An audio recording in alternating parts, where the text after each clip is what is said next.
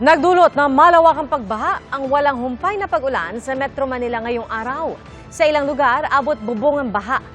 Saksi, si Mark Salazar.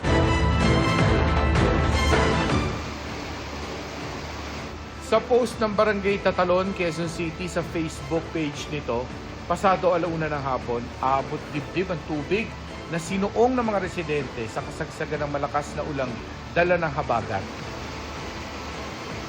Sa marker, kitang nasa 5 talampakan ng taas ng tubig. Pasado 2:00 ng hapon, lalo pang tumaas ang baha, bandang 8 talampakan na at abot bubong na ang tubig. Pinasok ng mga rescuer ang mga loobang bahagi ng Barangay Tatalon para mailigtas sa mga residente. Sinamantala nila habang maliwanag pa dahil alam nilang lalong mahirap ang rescue operation kapag nagdilim na. Biglaan ang pagtaas ng tubig doon.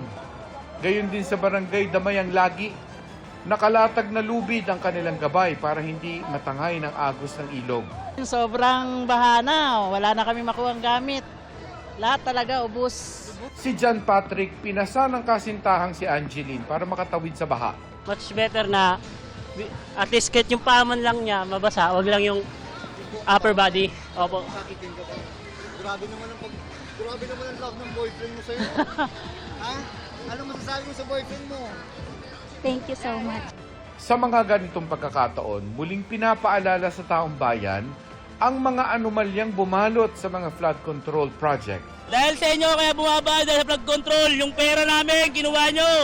Ang baha ay pagkakataon para sa iba pa na kumita kahit papaano. Gamit nila mga bangka para maghatid ng mga tumatawid. Pero meron din namang hindi raw bayad ang hangad. Tulong sir. Tulong mo dyan. Tulong. Walang ba ito? Kusang loob lang sir, kusang loob. Waterproof kami!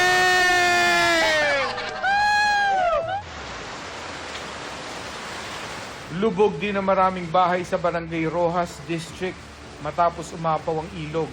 Sa lalim ng tubig, tila nakipagpaligsahan sa swimming ang mga residenteng ito.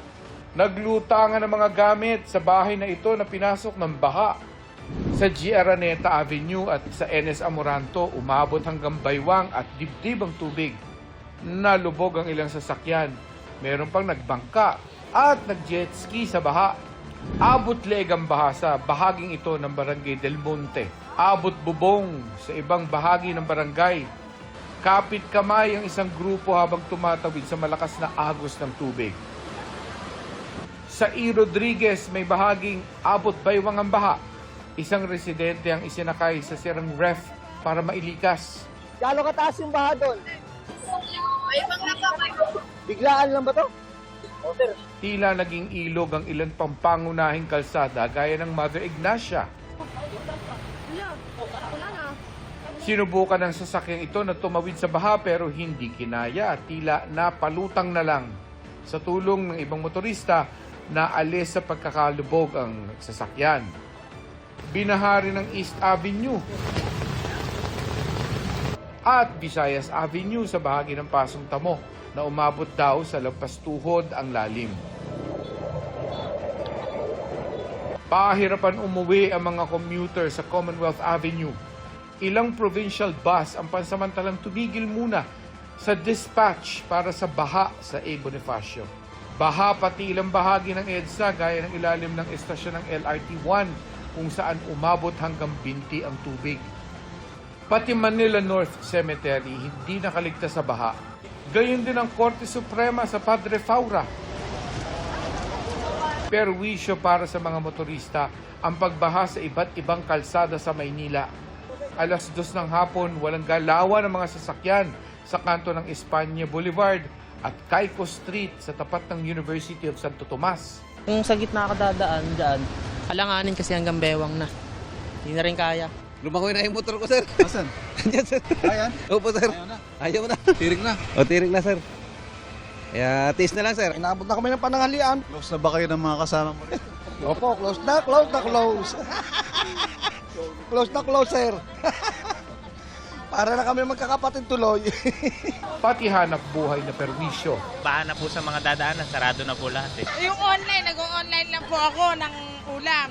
Matumal ngayon, hindi kami online, nagdi-deliver po. Hindi makabiyahe, ayan po. Walang kita. Pinasok din ng baha ang campus ng UST. Binahari ng Philippine General Hospital o PGH sa Taft Avenue. Yung ganitong intensity ng mga pag-ulan, posibleng magtuloy-tuloy up until Wednesday dahil nga po may binabantayan pa tayong possible development ng low pressure area. So ito po yung isa sa nagdadrive ng paghatak ng habagat po dito sa may Luzon as well as sa western section ng Visayas. Ako, si Mark Salazar, ang inyong saksi.